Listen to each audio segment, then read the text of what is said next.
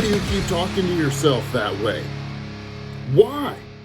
You're the one that's giving off the bad impression. Self-esteem is a myth, folks. There is no self-esteem. You either do good deeds and good things or bad deeds and bad things. There are no good and bad people. Name me one person that you call good people that's never messed up. Show me one person that you label as bad people that's never done anything good in their life. Sure, there's people that have done bad things and they should be put away for it. There should be punishments. There should be karmic debt for the things that you do wrong. But show me a good person. Show me a bad person. Show me somebody that has high or low self-esteem. Self-esteem is a myth. You'll never achieve it, ladies and gentlemen.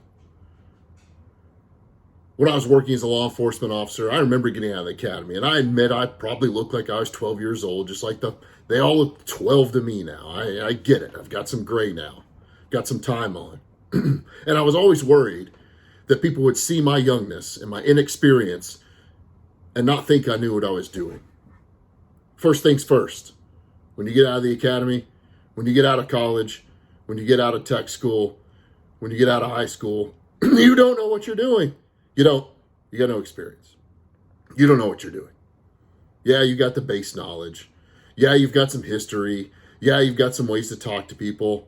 Listen, I didn't know what I was doing, and you don't know what you're doing. So get over it.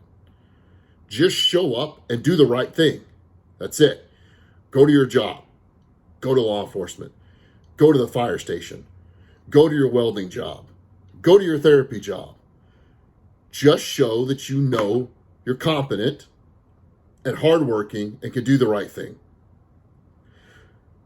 It came around this idea of not being experienced, being a concern for other people later in my life. After I was let go from law enforcement, that's a whole different video you can find. After I was let go and started to lose everything, I saw a couple of counselors. They didn't do crap for me. Nice people. We small talked. The first lady cried when I told her what I'd experienced. The second guy said he didn't know what to do with me or where to send me. So I decided it was time to go figure this out myself. 10 years of college, here I come. Going from no degree to Ph.D. because I was too bullheaded. I wasn't going to just not figure this out. So off I go. After you do graduate school, you have to do a couple years and some type of residency where you're working under somebody else.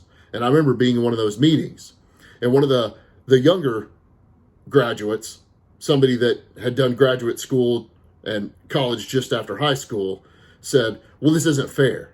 It's not fair that when they go into a house that they looked inexperienced, but when Wilkins goes into a house, because of his appearance and because of his age, he looks like he knows what he's doing. You ever met somebody that's got some experience on a job, still don't know what they're doing? What are you so worried about? I get that there's going to be some of that lack of experience there. I get that some people are going to think that maybe I had more experience at the time. But why are you friggin' talking to yourself like that? Why are you sitting there worrying about something so silly? Why are you sitting there worrying about it, talking negative to yourself? The only reason people aren't going to think you know what you're doing is because you don't think you know what you're doing. Oh, back to self-esteem again. Here we go. Self-esteem is a myth. You will never achieve it. You'll never achieve thinking that you have it all. You'll never achieve thinking that you haven't got something wrong with you. You'll never achieve it. You're constantly trying to find this self-esteem. I want more self-esteem. I need more self-esteem. It ain't real. It's not real. Judge yourself on the deeds that you do and the things that you do right and move forward, and the things that you do wrong, fix it. It doesn't have anything to do with your self-esteem. Just go be a good person. Just go add value to people. See what happens. I live by this mantra now. Plenty of people hit me up through my website and decide not to sign up, and that's fine. I talk to every single person that messages me on there because I'm there to add value and see what happens. If what I have add values to you, then come on and join us. Join the squad. Join the Angry Viking Mindset Method. Let me show you how to get better. Let me show you that you don't need to chase this self-esteem problem. It is a myth. Have I said that enough times yet? It's not real. You'll keep raising the bar. You have to unconditionally accept yourself. Unconditionally means you can't put conditions on it. You're going to just keep raising the bar. Every time you get to where you think you need to be, you're going to want more.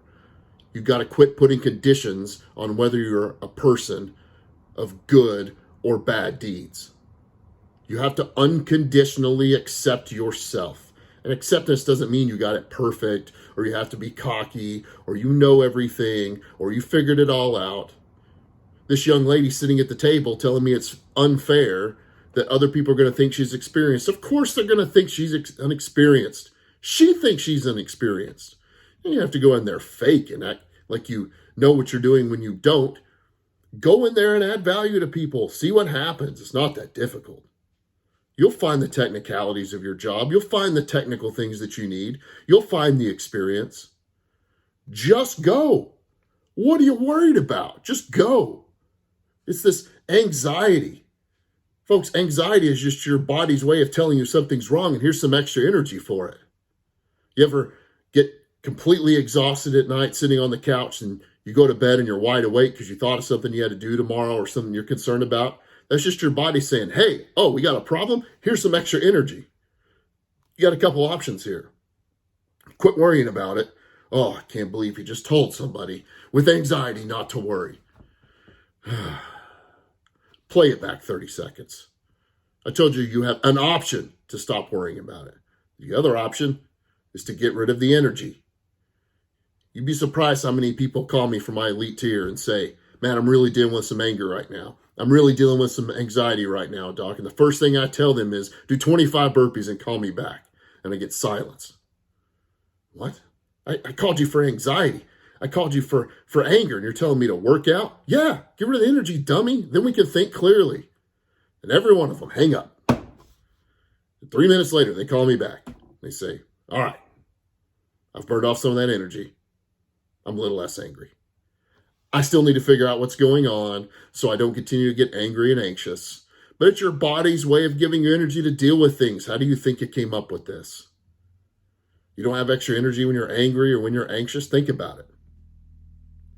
Listen, I don't think just stopping worrying is the key. I think providing value is the key. We got a lot of lessons in this one.